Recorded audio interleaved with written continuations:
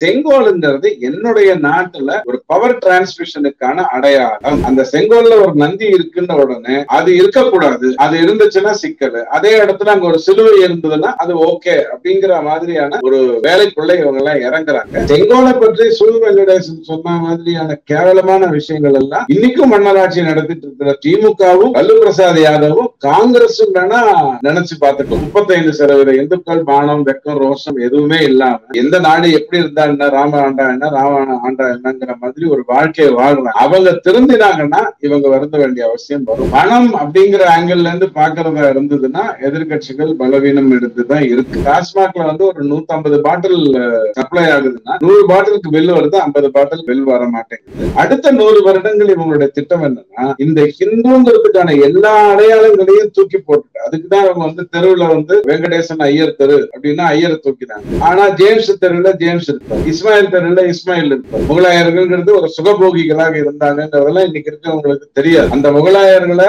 ஓட ஓட விரட்டினது சிவாஜி அப்படிங்கறதெல்லாம் இன்னைக்கு இளைய தலைமுறைக்கு தெரியாது. 37 லட்சம் டாலருக்கு 80 ரூபாய். அப்ப நீங்க கணக்கு பண்ணீங்கன்னா அது எவ்வளவு பெரிய பணம்ங்கிறது உங்களுக்கு தெரியும். மணல் கொள்ளையை எடுத்துக்கிட்டீங்க அப்படின்னு சொன்னா 7000 கோடி 8000 கோடிக்கு நடந்திருக்குன்னு சொல்லும் போது 100 கோடி 150 கோடிக்கு தான் நடந்திருக்குன்னு இவங்க பேச முடியும். அப்ப அது எவ்வளவு பெரிய பணம்ங்கிறத நீங்க பாருங்க. தமிழகத்துல திமுக 5வது ஆண்டை தாண்டி சட்டசபையில உட்கார்ந்தது இல்ல. அதிமுக தொடர்னா நான் இருக்கிறதுக்கு காரணம் திமுக எனக்கு பிடிக்காது, அதுதான் உண்மை.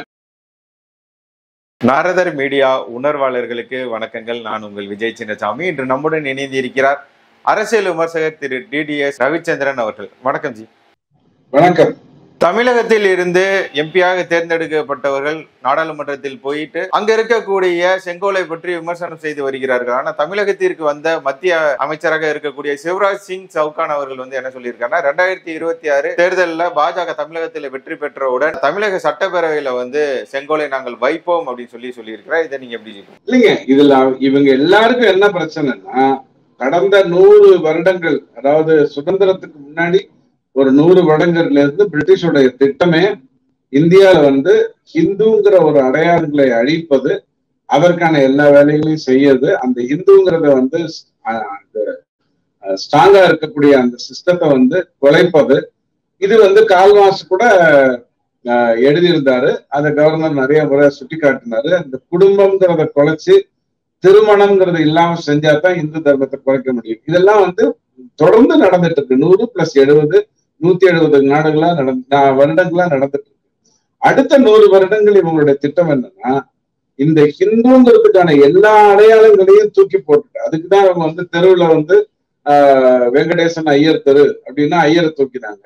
ஆனா ஜேம்ஸ் தெருவுல ஜேம்ஸ் இருப்பாரு, இஸ்மாயில் தெருவுல இஸ்மாயில் இருப்பாரு. அப்படிங்கிற மாதிரியான வேலையெல்லாம் பண்ணாங்க. இவங்களுக்கு இஸ்மாயிலுங்கிறது சர்நேம்ங்கிறது தெரியல, அதான் பெரிய பிரச்சனை. முழு பேரை போடுவாங்க, அது தெரியறது இல்லை. அப்படியே கொஞ்சம் கொஞ்சமாக வள்ளுவருக்கு அதே மாதிரிதான் வெள்ளாடையை பூசி அவருடைய பூணலை மறைத்து அவரிடம் இருந்த விபூதியை எடுத்து இது எல்லாம் ஏன் பண்றாங்கன்னா அடுத்த 100 வருடத்துல இவங்க சொல்ல போற கதை. இப்ப நமக்கே முகலாயர் கதை மற்ற கதையெல்லாம் கம்யூனிஸ்ட் நண்பர்கள் எழுதித்தான் தெரியும். ரொம்ப கூர்ந்து கவனிக்கிறவங்க தான் ஆனந்தவுடன் மதனுடைய வந்தார்கள் வென்றார்கள் படித்து அதன் மூலமா முகலாயர்கள் யாரு என்னங்கிறத தெரிஞ்சுக்கிறதுக்கு முற்படுவாங்க. முகலாயர்கள்ங்கிறது ஒரு சுகபோகிகளாக இருந்தாங்கன்றதெல்லாம் இன்னைக்கு இருக்கவங்களுக்கு தெரியாது. அந்த முகலாயர்களை ஓட ஓட விரட்டினது சிவாஜி அப்படிங்கிறதெல்லாம் இன்னைக்கு இருக்கக்கூடிய இளைய தலைமுறைக்கு தெரியாது. இப்படி நாளடைவுல இவங்க அந்த இதையே தூக்கி போட்டுட்டு இந்த நாடுங்கிறது ஒரு கிறித்துவ நாடு, இங்க இருக்கக்கூடியவங்க எல்லாருமே பிரிட்டிஷ் காலனியை சார்ந்தவர்கள் தான் இருக்காங்க பாருங்க அப்படிங்கிற மாதிரியான ஒரு போர்வையை ஏற்படுத்துவதற்கான கட்டமைப்பா தான் இதெல்லாம் பண்ணிக்கிட்டு இருக்காங்க. இது பிஜேபி இருக்கிற வரைக்கும், RSS இருக்கிற வரைக்கும் இவங்களால அதை செய்ய முடியாது அப்படிங்கிறது உறுதியான ஒரு விஷயம். செங்கோலுங்கிறது என்னுடைய நாட்டுல ஒரு பவர் டிரான்ஸ்மிஷனுக்கான அடையாளம். அது இன்னைக்கும் மேயர் பதவிகள்ல நீங்க செய்து கொண்டுதான் இருக்கீங்க. அந்த செங்கோல்ல ஒரு நந்தி இருக்குன்ற உடனே அது இருக்கக்கூடாது, அது இருந்துச்சுன்னா சிக்கல். அதே இடத்துல அங்க ஒரு சிலுவை இருந்ததுன்னா, இந்த செஸ்ல எல்லாம் ராஜாவுடைய காயின் மேல சிலுவை இருக்கும் பாருங்க, அந்த மாதிரி இருந்துச்சுன்னா அது ஓகே அப்படிங்கிற மாதிரியான ஒரு வேலைக்குள்ள இவங்க எல்லாம் இறங்குறாங்க. ஆண்டவன் இந்த விஷயத்துல அவங்களுக்கு உதவ போறது இல்லை. இப்ப ஆண்டு கொண்டிருக்கிறவங்களும் அதை உதவ போவதில்லை அப்படிங்கிறது தான் நம்ம எடுத்துக்கணும்.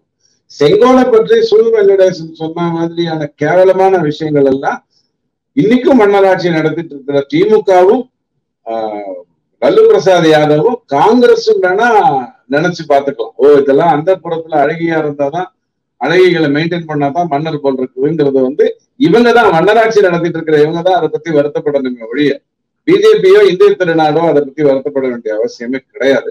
செங்கோல் இவங்க பேரங்காலத்துல கூட இருக்குங்கிற அளவுக்கு நம்ம உறுதியா இருக்கலாம். என்ன 35% இந்துக்கள் மானம் வெக்கம் ரோஷம் எதுவுமே இல்லாம எந்த நாடு எப்படி இருந்தா என்ன, ராம ஆண்டா என்ன ராவண ஆண்டா என்னங்கிற மாதிரி ஒரு வாழ்க்கையை வாழ்றாங்க. அவங்க திருந்தினாங்கன்னா இவங்க வருந்த வேண்டிய அவசியம் வரும். அது வரைக்கும் இவங்க ஆட்டம் அப்படியே தான். தமிழகத்துல எதிர்கட்சிகள் வலுவிழந்து காணப்படுகிறதா? ஏற்கனவே திமுகவினர் சொல்லி வருவது என்னன்னா, திமுகவுக்கு எதிர்கட்சிகளே இல்ல அப்படின்னு சொல்லிட்டு வராங்க. தமிழகத்துல எதிர்கட்சிகள் வலுவிழந்து இருக்கிறதா, வலுவாக இருக்கிறதா? ஏன் அப்படின்னா, கள்ளக்குறிச்சி கள்ளச்சாராய மரணத்தை நம்ம பார்க்க முடிந்தது. இப்போது ஒரு மாநில தலைவராக இருந்த தேசிய கட்சியின் ஒரு மாநில தலைவராக இருந்தவரே வெட்டி படுகொலை செய்யப்பட்டிருக்கிற இந்த நிகழ்வெல்லாம் நம்ம பார்க்க முடியுது. நீங்க எப்படி பாக்குறீங்க? தமிழகத்துல எதிர்கட்சிகளோட பலத்தை எப்படி பாக்குறீங்க? பணம் அப்படிங்கிற ஆங்கிள் இருந்து பாக்குறதா இருந்ததுன்னா எதிர்கட்சிகள் பலவீனம் எடுத்துதான் இருக்கு. நம்பர் 1. ஏன்னா அங்க 1,30,000 கோடி 9 பேருக்கிட்டயே இருக்குது. அதை தவிர இப்போ 3 வருஷமா 30,000 இருந்து 50,000 கோடி வரைக்கும் ஈஸியா அடிக்கிறாங்க. ஈஸியா அடிக்கிறாங்கன்னா ஒரு சாராயம் டாஸ்மாக்ல ஒரு 150 பாட்டில் சப்ளை ஆகுதுன்னா 100 பாட்டிலுக்கு பில் வருது, 50 பாட்டிலுக்கு பில் வர மாட்டேங்குது.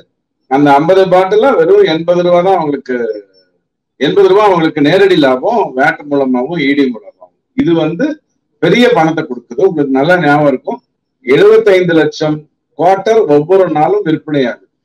75 லட்சம் குவார்டர் விற்பனை ஆகுதுன்னு சொன்னா கிட்டத்தட்ட 37 லட்சம் குவார்டர் விற்பனை காட்டுப்படாமல் இருக்கு. 37 லட்சம் குவார்டருக்கு 80 ரூபா. அப்ப நீங்க கணக்கு பண்ணீங்கன்னா அது எவ்வளவு பெரிய பணம்ங்கிறது உங்களுக்கு தெரியும். நம்பர் 1. அதே மாதிரி மணல் கொள்ளையை எடுத்துக்கிட்டீங்க அப்படின்னு சொன்னா 7,000 கோடி 8,000 கோடிக்கு நடந்திருக்குன்னு சொல்லும் போது 100 கோடி 150 கோடிக்கு தான் நடந்திருக்குன்னு இவங்க பேச முடியுது.